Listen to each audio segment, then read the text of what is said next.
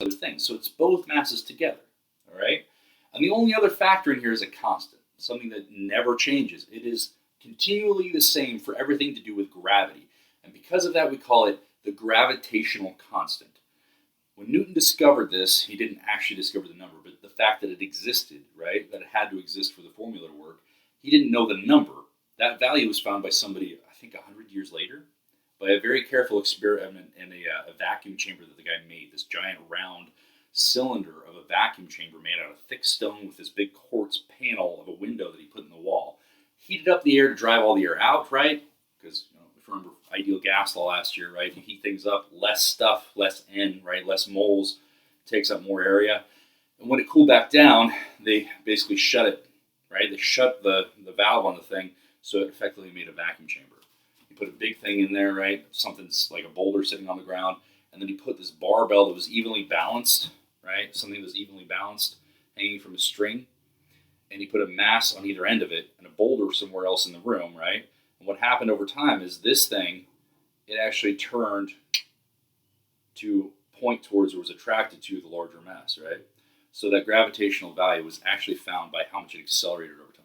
Anyway, so somebody else found the G value, but big G is what we call our gravitational constant, okay? It's a tiny, tiny number.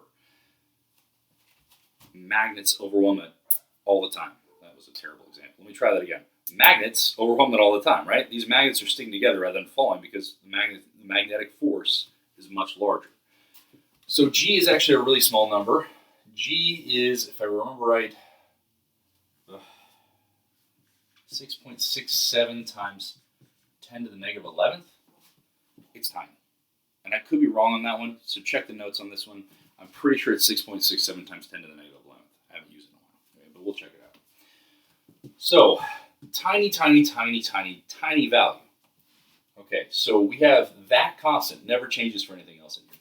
What does change? The mass of the two objects that are attracting each other and the distance away. So our R here, now our R value, let me write that M, okay, M for that one, little m for the Earth, and the distance from one to the other, that's our radial value or radius, right, between those two objects, radial distance. So that right there is how we find gravity, okay? Next video, we're going to get back to that potential energy, okay? But what I want you to think of is as you're coming in from way somewhere out here, right, we're going to go ahead and call that infinity. What would our potential energy be out there for something trying to reach the sun or Earth? It will be convenient to look at this as if our potential energy here at infinity is equal to 0. And everything this way would be a negative value.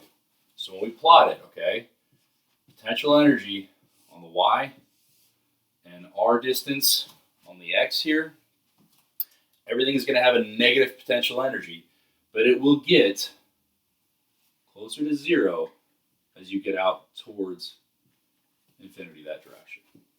Okay? So weirdly, we're going to set 0 way, way, way out there, and everything else will have a negative potential energy in this sense because of where we're setting our 0. Why in the heck am I doing that? Escape velocity.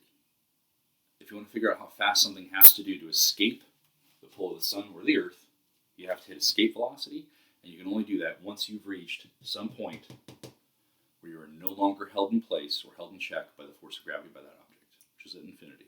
Okay? But before we get there, that's the next video. Okay? Before we get to that,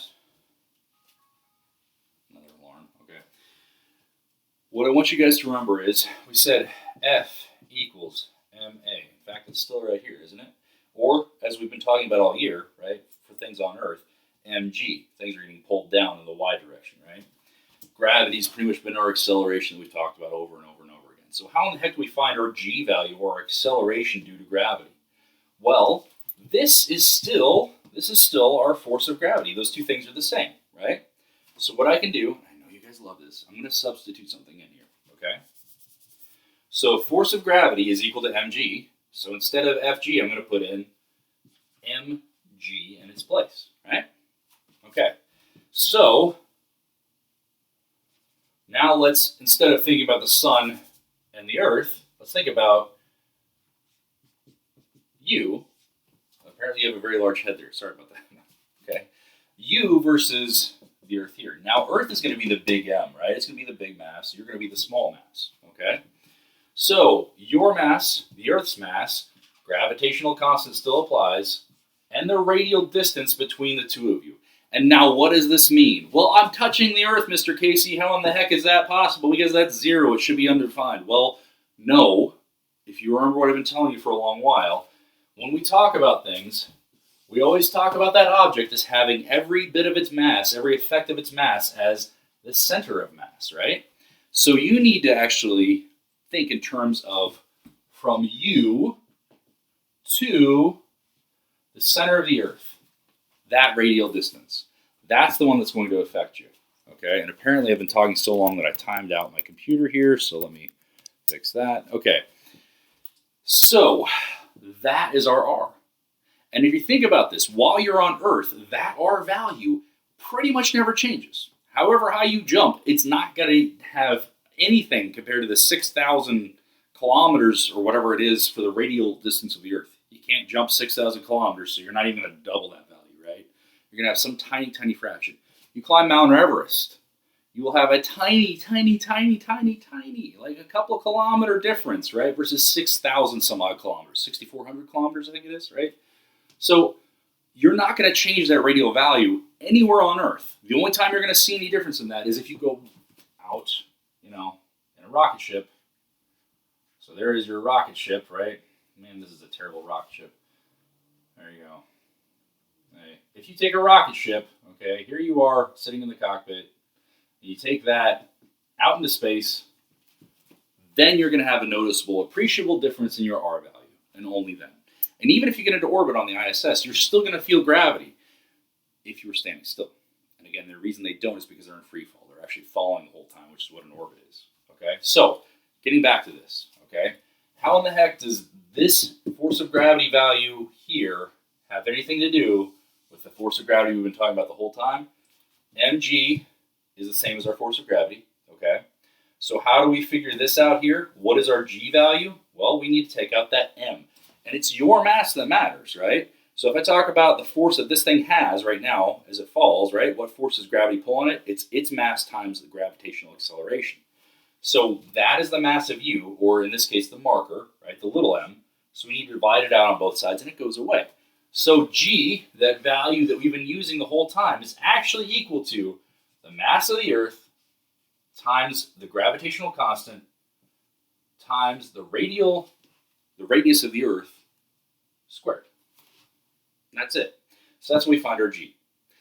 Same thing is going to be true if we want to find the acceleration at any point away from the Earth. You're going to have your mass compared to the mass of the Earth. Gravitational constant doesn't change. And then this is the one that's going to change if you go into space. So your g will fall off, right? Your g will fall off as this number gets larger. Your gravitational acceleration from gravity, from the Earth, is going to fall off as you get farther away. Same thing is true if you're a planet. Okay, as you get farther away from the sun, your gravitational pull back towards the sun is also going to fall off. Okay, so if you want to find your g value, okay, how we determine that?